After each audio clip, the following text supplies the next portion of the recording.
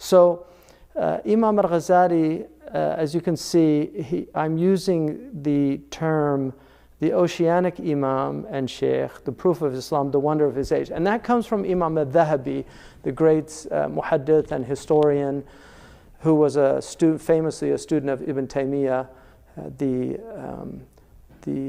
faqih, and he was a polymath, Sheikh al-Islam Ibn Taymiyyah. But Ibn Taymiyyah and Imam Al-Ghazali have a very interesting relationship. I mean, obviously Ibn Taymiyyah is after him, but in many ways Ibn Taymiyyah is responding to Imam Al-Ghazali. So it's one of the dialectical conversations in our ummah. So Imam Al-Dhahabi calls him Al-Imam Al-Bahr.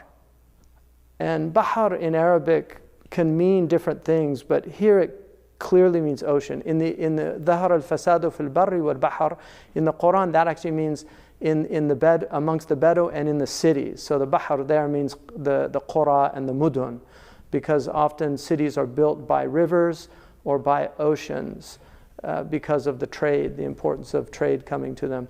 So the Bahr can mean different things, but it's used for the meaning of ocean. And interesting is related to the word Hibr in the great derivation. So the Jews are called Ahbar because the Hibr is also the Bahr.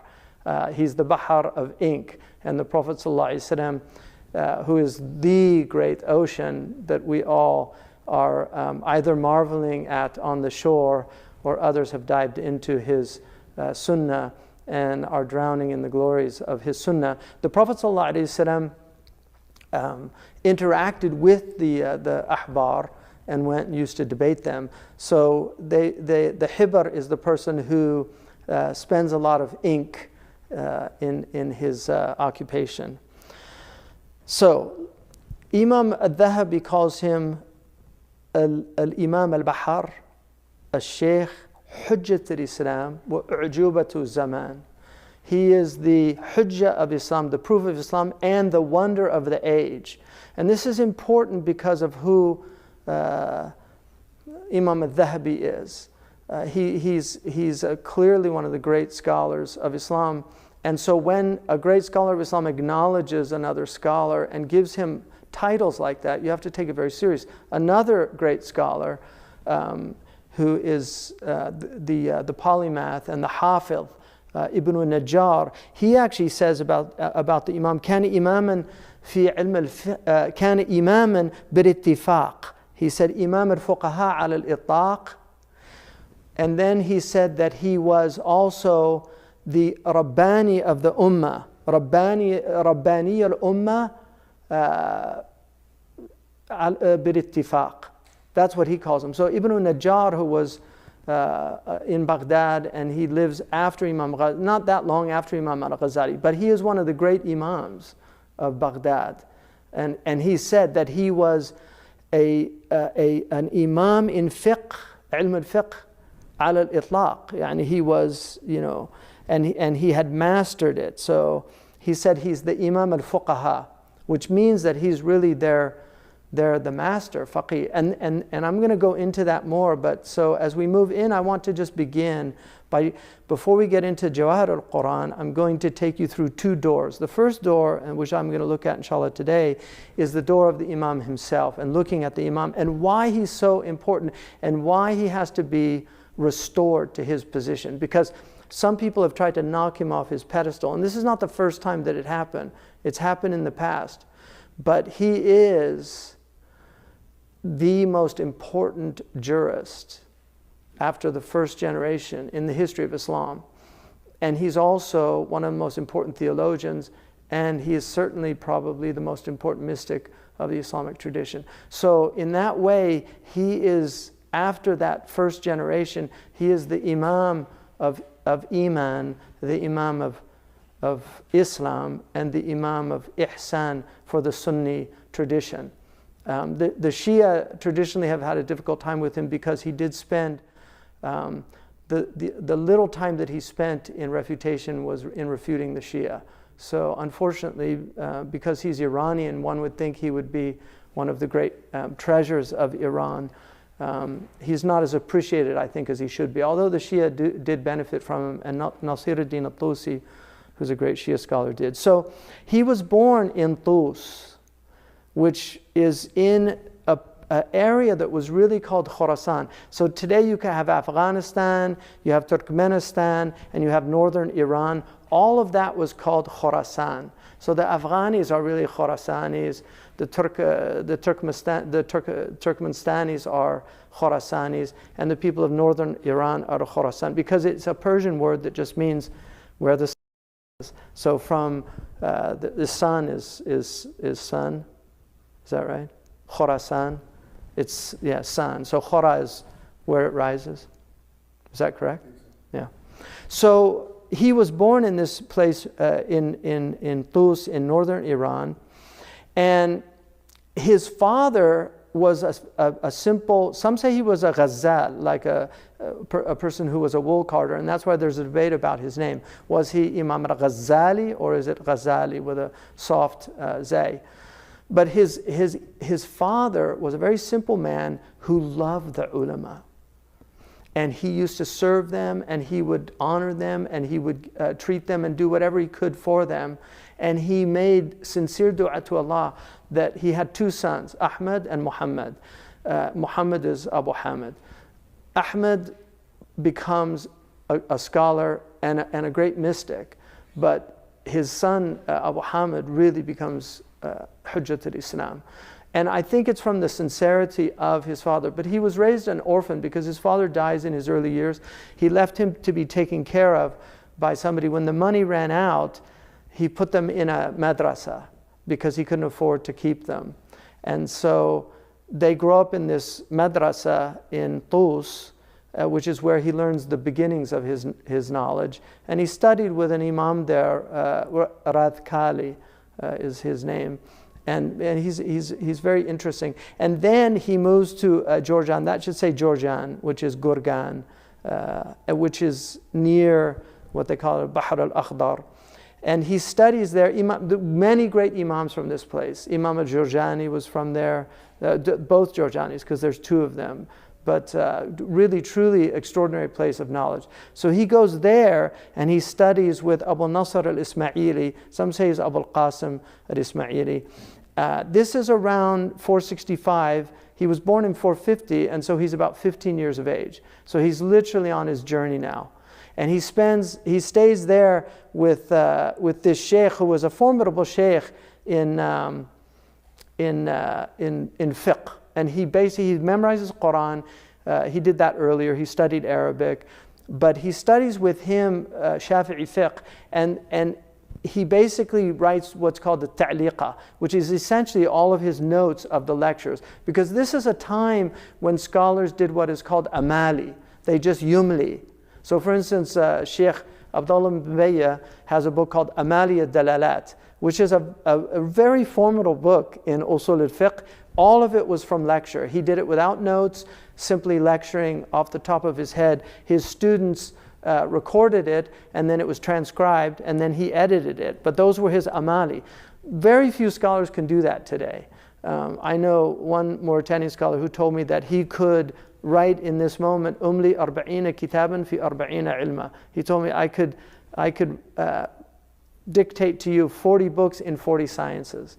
And he said, since I mastered those sciences, I've only been asked about 3 out of the so 37 he was never even asked about. So he basically writes on after 4 years, close to 5, after studying with this man, he's on his way back, and he tells this story where these brigands come, and they basically rob the caravan. This was quite common in those days.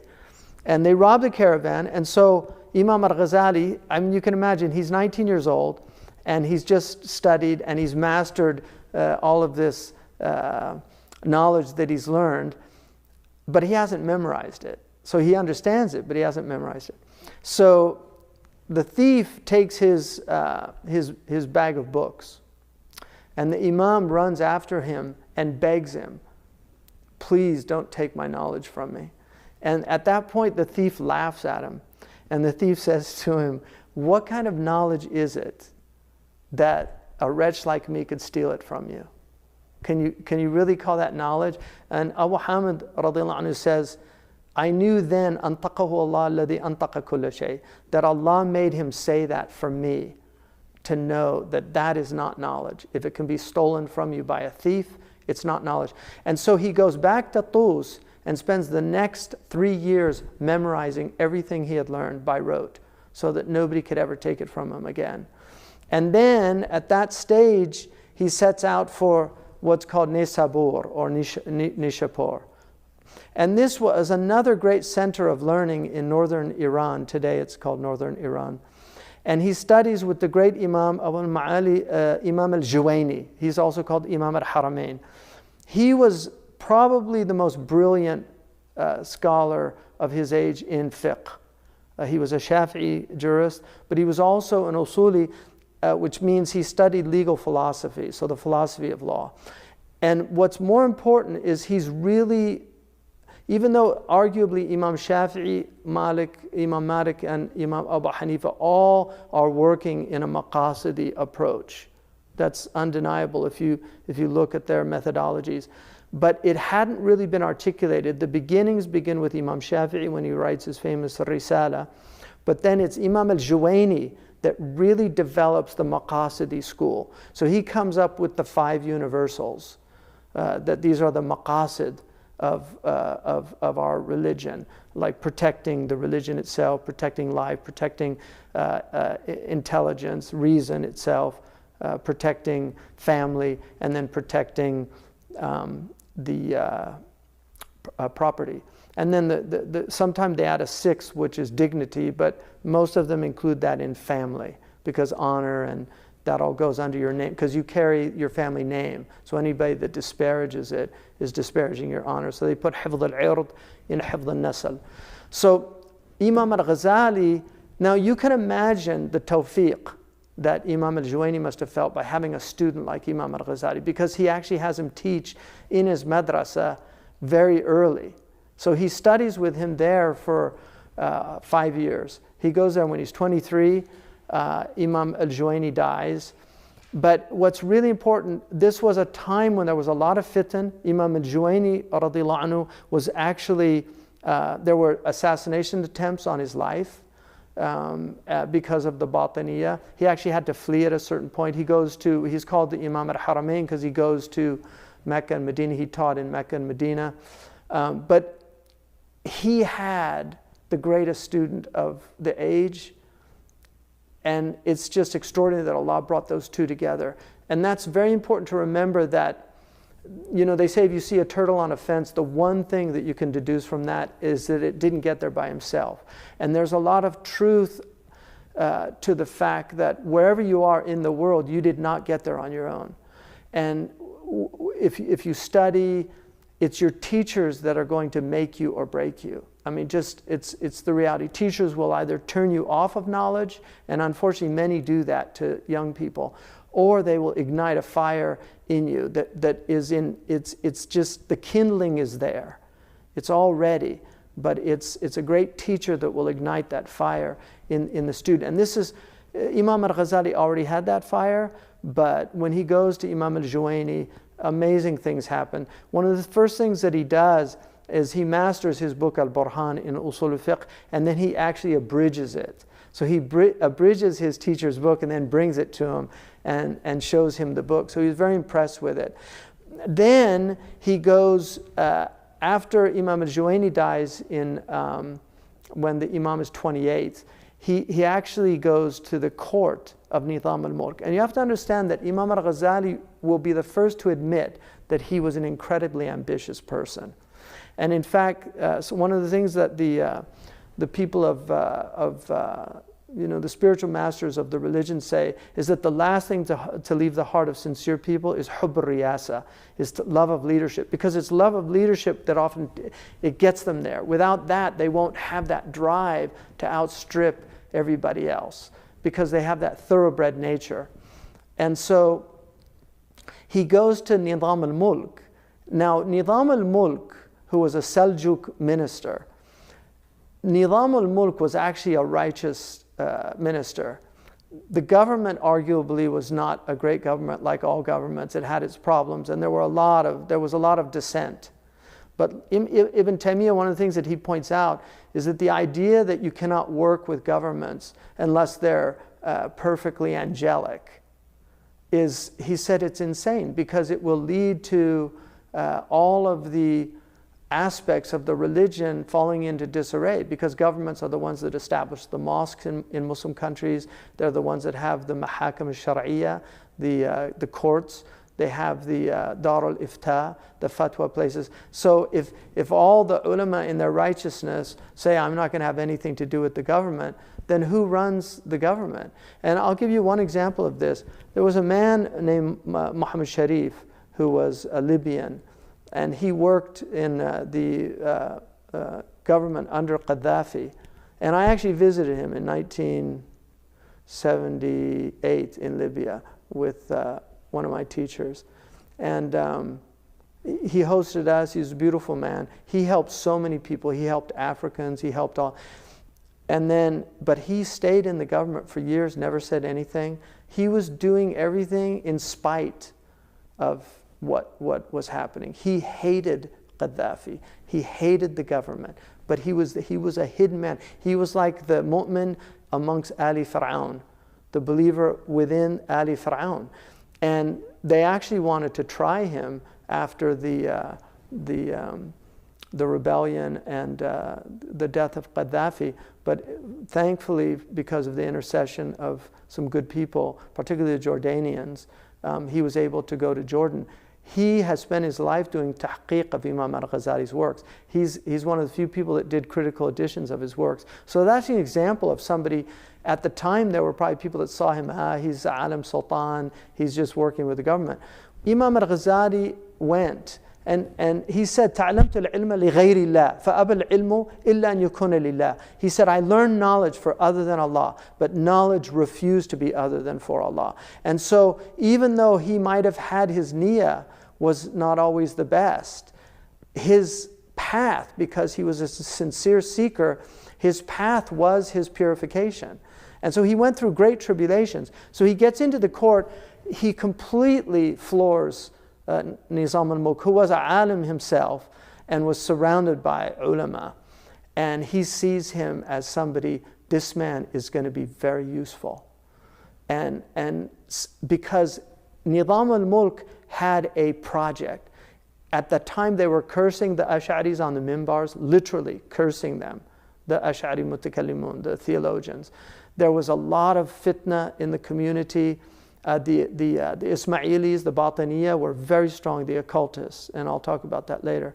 So there's all these problems, and it's just amazing what he does, because he comes in and he can win every argument. He is just so formidable and so irrefutable that the ulama just, they can't handle him. And so a lot of envy, a lot of jealousy, but Nizam al-Mulk sends him, he becomes a full professor in Baghdad at the Nizamiyya. Now you have to understand, at the young age, I mean, he's in his early 30s, and he's a full professor at a place where most of these teachers are going to be in their 60s and 70s, right? So it's quite stunning. But then he has a crisis. The crisis comes about the age of 38. He goes into what we would call an existential crisis. In the West, they'd probably call it a midlife crisis, where he really he goes through a period of radical skepticism and doubt, and just is wondering. And this is partly because of his own genius and because he penetrates so deeply into things. But he really begins to question everything. And because of that, he actually loses the ability to talk. He can't teach anymore. And this is a man who the ulama came to listen to. Ibn Aqil, the great grammarian and scholar, used to come and sit. I mean, this is a man who the ulama of Baghdad would come to sit in his lectures. That's how formidable he was. But he just can't talk. And the doctors basically say, you need a psychologist. You know, we're physicians. We can't do this. You need somebody alim al-nafs, because it's not a physiological problem, this is a psychological problem. And so he basically decides to just really examine everything. And he identifies 4 sources of knowledge. He calls them the theologians, the mutakallimun, and then the falasifa, the rationalists, and then the batiniya, the occultists, like people that seek knowledge through the occult, through hidden, arcane knowledge, esoteric knowledge. And then finally the mystics, who at that time were called Sufiya, which should not be confused with what a lot of people associate with so-called Sufiya, because there's Imam Al Ghazali was one of the great critics of these so-called Sufis. And he was actually, if you look at him, he's far more critical of Sufism than not. In the Ihya, he's constantly condemning a lot of practices. But he recognized intuition, that the knowledge that the people of Tasawwuf are talking about is intuitive knowledge. It's kashf knowledge. And he realizes that this is essentially real knowledge, because there's a Berkeley professor, Paul Feyerabend, who wrote a book called Against Method, in which he argued, it's a very radical book, and I'm not recommending people read it, but I did read it many, many years ago. And one of the arguments he made, which is very interesting in the book, is that he said that scientific method has never helped any major discoveries in science. All major discoveries in science were intuitive. Scientific method is what helps the dummies understand it. But the actual breakthroughs came from great moments of insight. And you will find this, many of the Nobel Prize winners. I mean, Linus Pauling, who won the Nobel Prize in chemistry, he saw the whole thing in a fever, like in his mind. Now, one could argue all their study helps produce those moments, and that's very possible. But the point is, intuition is an underrated understanding of knowledge, heads, because all of knowledge is founded on the concept, and the concept is mystical in its essence. Just the fact that we have consciousness, the fact that we can see things and perceive them, and then take the one out of the many and abstract, and all these things are coming out of an intuitive source that we don't understand. Some will call it the agent intellect. There's a lot of debates about where that knowledge comes from, but essentially it is a mystical type of knowledge that is the foundation of all knowledge. And so he realized that that was the real, true knowledge, but it's not easily acquired. And so he goes into seclusion. This is a very early, I think this is the first picture of Damascus. If you see the minaret on the right, apparently that is the minaret where he actually resided for over a year. Some say 18 months. I mean, there's debates about this. Even in his own book, there's some debates. I mean, some people have accused him of prevarication in the book, which I don't think is fair, because, first of all, people, when he was in the state that he was in, one wonders just what was going on in his mind, because he was in a very profound state of hayra, aporia. So, but he does spend time there, and this is where he begins to write the Ihya Ulum ad-Din. This is part of his project, but not all of his project. And then he actually goes to Damascus, to Jerusalem, and he writes his Risala al-Qudsiyya there, what's called Qawa'id al-Aqa'id, which is really a fundamental book in Kalam, which I'll get to. And then he goes, some say he visits Egypt. There's a debate about this. He was planning on visiting Yusuf Tashafin. Yusuf Tashafin is the great Murabit leader who actually conquers Andalusia. It was Imam Al Ghazali who wrote him a letter arguing to him that he must go and save Andalusia, because if he doesn't, it will fall to the Christians. And so some say that it's actually Imam Al Ghazali that led to the Murabitun going into, in the famous battle in Zallaqa, where they defeat the Christians, and then he restores the unity of Andalusia after it had fallen into what are called Muluk al-Tawaif, very similar to what's happened today in the Muslim world. So, and then he goes on, he makes his pilgrimage to Mecca and Medina, And during this time, I mean, there's wonderful stories about him, but during this time, he was literally sweeping the mosque in the Umayyad mosque. This was the man who had been a dean at the greatest university in Iraq, and he's just wants to be left alone, and he wants to work on himself. And then he goes back to Baghdad and spends a short time there. And at this time, he's about 49 years old. So some say, and there's debates about this, and I'm going to take the Imam at his own word. There are debates about this. Some say, and the Persian letters indicate that he actually was gone less than that. He was probably gone about 2 years. But for whatever time, he was in seclusion. This was a time the great jurist Qadi Abu Bakr ibn al-Arabi visits him. And Qadi Abu Bakr, who is really one of the masters of the Islamic tradition, he was a brilliant exegete of the Quran. He was a great Maliki faqih. He actually went and visited, and he's the last student in Iraq that Imam Al Ghazali took.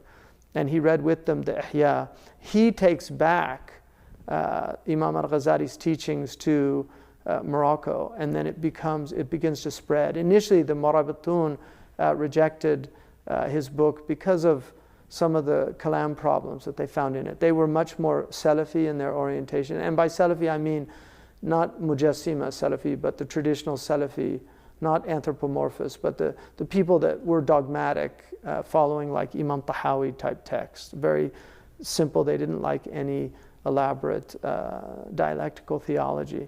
So he then basically goes to Nisapur, and he teaches in the Nizami. At this time, he's teaching usul and other things, but he's about 50 years of age.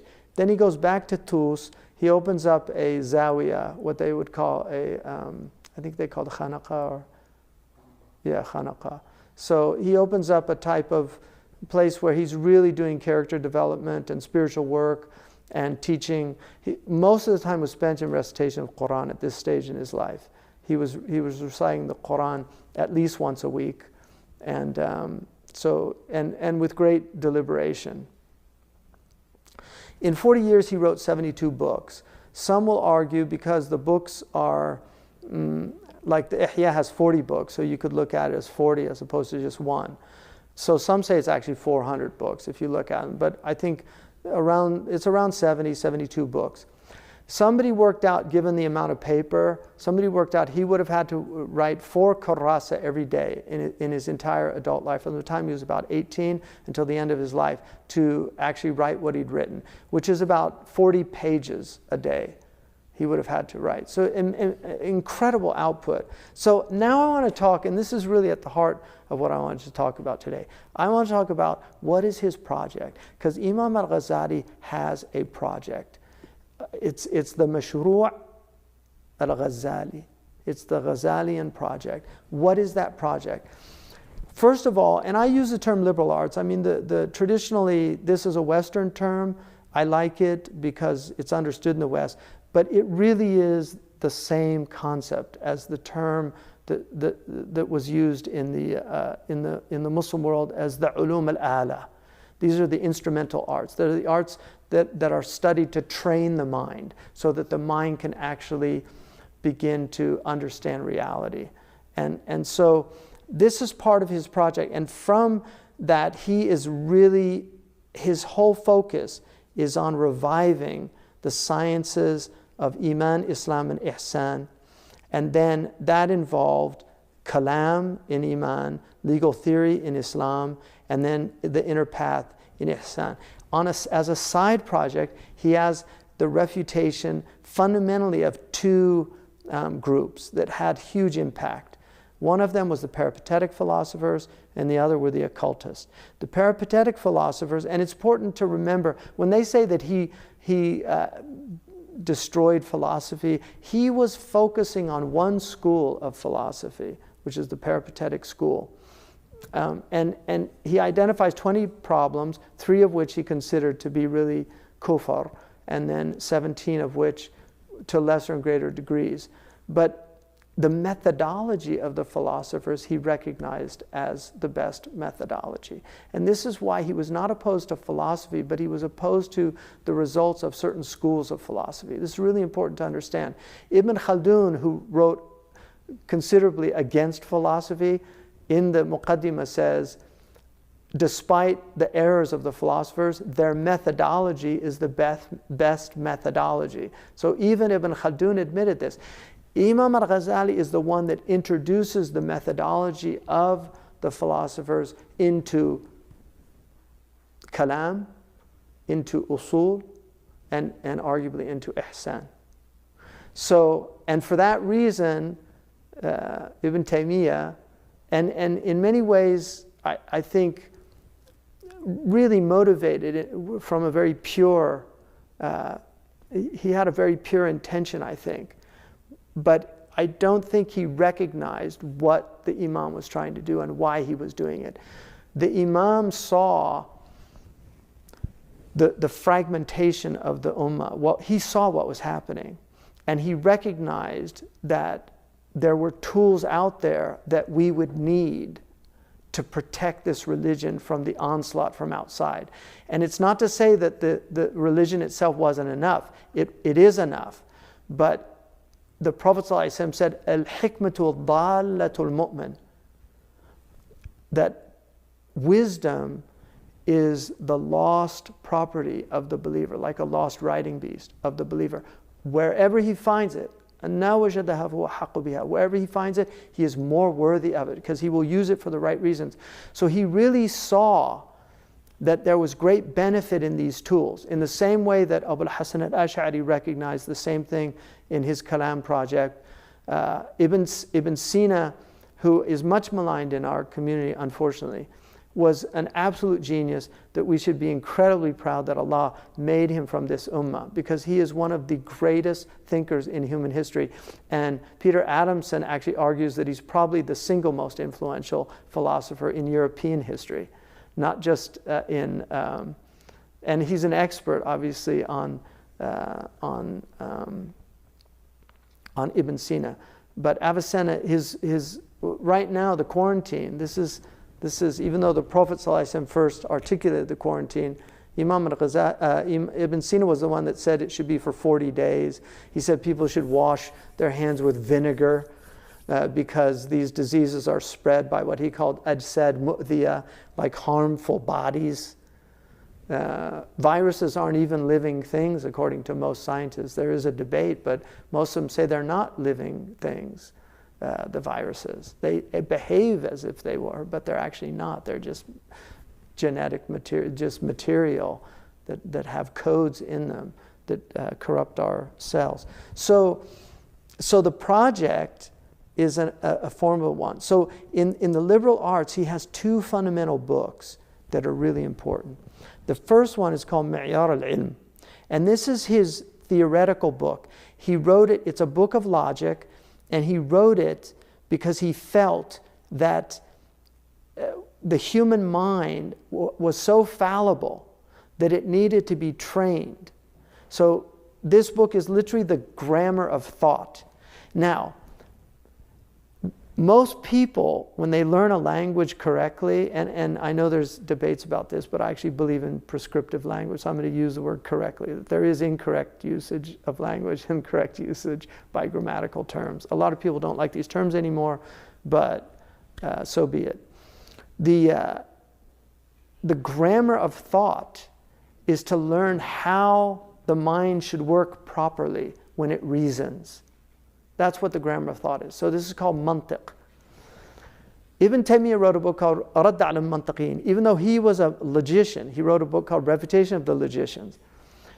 Because he said, and this is a very interesting statement, he said, logic does not benefit stupid people, and it's superfluous for highly intelligent people. That is absolutely true. The problem is most of us fall in the bell curve, in that middle. And this is why the Sahaba didn't need mantiq, because the ones that were fuqaha and were reasoning with their brilliance. And so people that are highly intelligent generally don't need mantiq. But they still will benefit from this training, but they don't need it. So mantiq is to teach people of lesser capacity how to avoid pitfalls like hasty generalization. It's a logical fallacy in what's called material logic, because we do that naturally. I had 3 South Asian taxi drivers in New York. They all cheated me, so every South Asian is a cheat. That's obviously a fallacy. So but that's how the mind works. So that's his first book, and it's a brilliant book. We're actually, alhamdulillah, it's been translated and it's being edited now, and so we're actually, this is going to be part of the Zaytuna curriculum series. So alhamdulillah, that book should be out hopefully within the year. The second book he wrote, which is, I think, one of the most extraordinary books in ethics, and that is Mizan al-Amal, which is, so the Mi'yar al-Ilm is the standard of knowledge. Mizan al-Amal is the scales of action, so that you could weigh every action and determine whether the action was worthwhile or whether it wasn't. So it's a book of virtue ethics. It's a brilliant book. It's heavily influenced by the great polymath and Persian scholastic Raghib al-Isfahani, who wrote one of my favorite books, Al-Dhari'atu ila Makarim al-Sharia. So now, just in Iman, he wrote his 2 most important books. One is the abridged version, the other is more extensive, are Qawa'id al-Aqa'id and Al-Iqtisad fi al-I'tiqad. So economy in belief, and the other one is the principles of the axioms of creed. Now, so he has his project of introducing the approach using logic in scholastic theology. Now, it's important to remember, the last book that he wrote probably is called Iljam al-Awam an Ilm al-Kalam, not allowing common people to study theology. So he was not somebody that really encouraged, but he recognized that a certain group of scholars must learn this because it will enable them to refute the obfuscations and the attacks of the religion by people from outside. So for instance, right now we have all of these philosophers.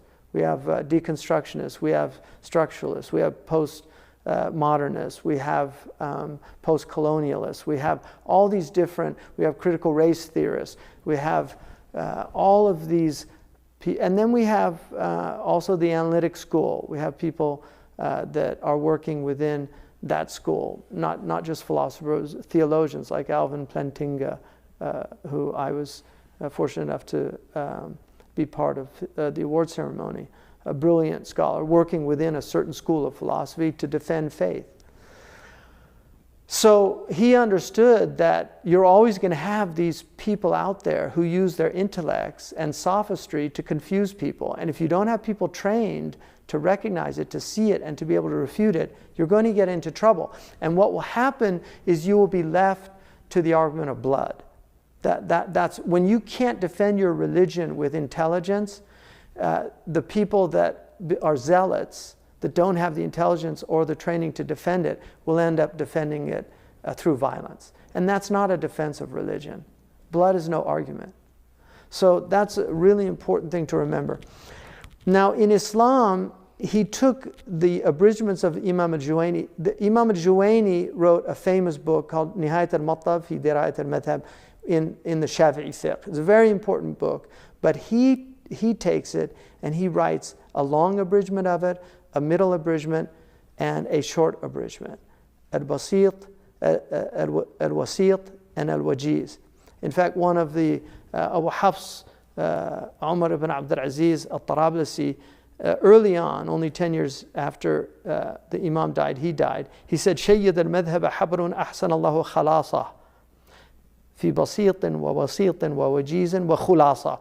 So these are the 4 books in Furu' that Imam Al Ghazali writes. The people who are Shafi'i know this.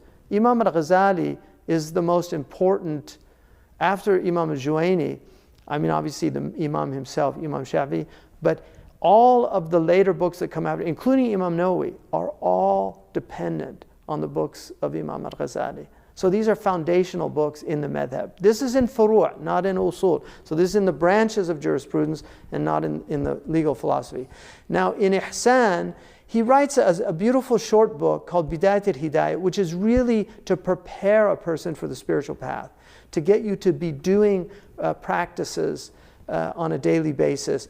But then he writes his magisterial Ihya Ulum ad-Din, which is reviving the sciences of the religion. And I'm going to get into that. He then abridges it in Persian in a book called Kimya Sa'ada, The Alchemy of Happiness. And then, and this is the book, inshallah, I'm going to be talking about in a few days. He writes a book called Jawahir al-Quran. He writes it quite late. He's referencing all his other books in it. This book is his theory of the Quran. And what you realize from this book is his entire tradition revolves around the Quran. Everything the Imam was doing is really revolving around the Quran primarily, and then the Sunnah of the Prophet secondarily. So he is a jurist of the first order, and he brings his juristic worldview into the Quranic world and into the prophetic world, but it also is working in his theological perspective and in his spiritual perspective. Now, the third book is very interesting. It's called Kitab al-Arba'in fi Usul ad-Din. Again, it's relatively late. So these three are the abridgments. Actually, Jawahir al-Quran is 3 parts, and the third part is the Kitab al-Arba'in. This is the third part. So he said, when he wrote Jawahir al-Quran, he said, if you want, you can use this as a separate book. Because he wrote that, it was later published as a separate book, but it's actually part of the Jawahir al-Quran. So he shows you what the Quran is calling us to. And that is why his entire opus is basically a commentary on the Quran. And the prophetic life, as we know, is a commentary on the Quran. So it all goes back to the Book of Allah. The Prophet ﷺ Sunnah is an explanation of the Quran. Everything is from the Quran. It's all from the Quran. I'm not a Qurani. I'm 100% believe in the Kitab wa Sunnah. But the Sunnah is an explanation of the Quran. And we should understand that.